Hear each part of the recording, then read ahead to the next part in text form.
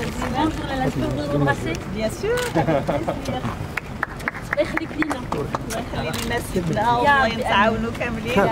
شكرا الله Vous êtes la bienvenue ici à Berkane au Karama. Merci beaucoup. Vous êtes lié d'Akhil Mitoula Au niveau du centre social, avec Milan, تبارك الله عليكم. Dr Benanil, c'est notre médecin-chef. تبارك الله عليكم.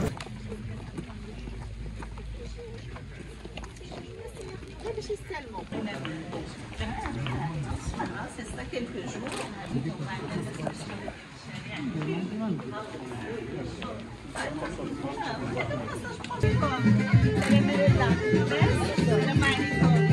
Alors aujourd'hui, c'est une visite de terrain et de proximité pour les grands centres qui sont financés et soutenus par le ministère de la Solidarité, de l'Insertion sociale et de la Famille. Nous avons à peu près 11 centres, grands centres, on appelle Allahu Akbar, 11 grands centres.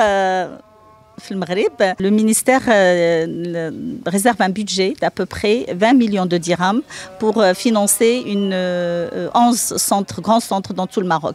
Si je prends par exemple la région de Casablanca-Stade, aujourd'hui j'ai visité le centre Dar el-Mema, qui est un établissement de protection sociale qui accueille les enfants abandonnés ou qui n'ont pas de soutien familial, à peu près 150 enfants entre les filles et les garçons.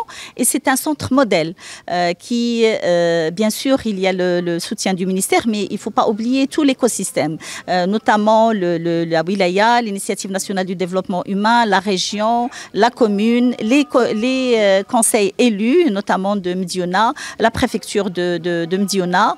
Donc tout le monde, la société civile, j'ai parlé de l'association Dar el-Mema, qui est pour nous un modèle parce que les enfants abandonnés, quand ils rentrent dans cet établissement, ils sont totalement insérés d'abord dans les études, la scolarité. On a 100% à peu près de taux de réussite dans le bac. Ils arrivent tous au bac, ce qui est extraordinaire. Et ils ont l'association, et notamment Madame la Présidente, Madame Insaf Al-Ray, les accompagne pour les études après le bac. Donc pour nous, c'est extraordinaire. Donc nous les avons soutenus davantage en 2023 pour créer une unité de protection de l'enfance pour les enfants en situation des rues. C'est-à-dire il y a les enfants qui bénéficient de l'accompagnement. On a vu le programme dédié. Maintenant, il y a aussi les enfants qui sont soit exploités dans la mendicité, soit ils sont en situation des rues. Et donc là, on va mettre à leur disposition, à la disposition de l'association, un véhicule qu'on appelle un SAS, un service d'assistance sociale mobile, pour faire les maraudes et aller identifier les enfants pour qu'ils rentrent dans ce qu'on appelle le dispositif territorial de la protection de l'enfance, qui est un écosystème mis en place par le ministère de la Solidarité avec monsieur le gouverneur et tous les autres départements ministériels concernés, avec le ministère public, pour accompagner l'insertion des enfants en situation d'abandon ou en situation des rues. Ensuite, nous sommes venus dans ce grand centre qui est le centre Dar el-Khair, le complexe social Dar el-Khair. Je l'appelle la ville sociale Dar el-Khair parce que c'est énorme.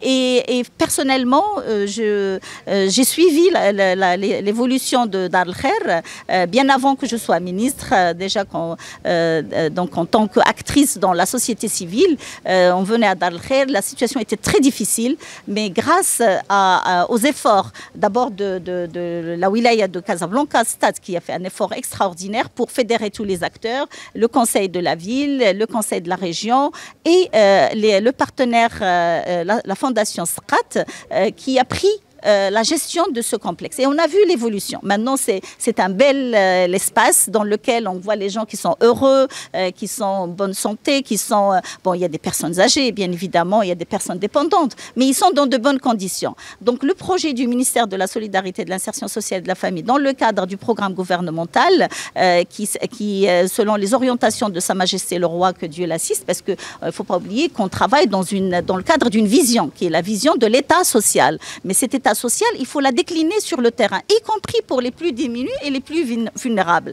Et c'est pour cela que le ministère a mis en place un projet d'insertion sociale. Okay, donc on prend en charge les personnes dépendantes ou bien les personnes en situation de précarité, mais il faut les accompagner à l'insertion, ceux qu'on peut insérer. Et c'est pour ça qu'on a proposé un projet pour transformer cet espace sous forme de ferme, on va dire,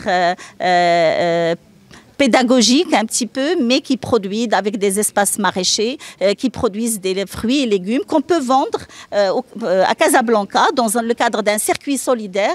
Et on a l'ambition de transformer ce complexe en une ville ouverte à Casablanca, où les Casablancais pourraient venir pour le lien social, parce qu'on ne peut pas passer toute sa vie sans donner un peu, même si on est dans une bonne situation. Je parle de toutes les personnes qui sont peut-être dans une situation confortable, mais il faut une responsabilité sociétale. Chacun doit s'engager par les moyens qu'il a pour contribuer lui aussi. Et je suis sûre que les Casablancaises et les Casablancaises, on peut compter sur eux pour créer ce lien solidaire entre le complexe social d'Al Khair et la ville de Casablanca. C'est un très beau projet qui va assurer l'insertion des bénéficiaires du centre eux-mêmes.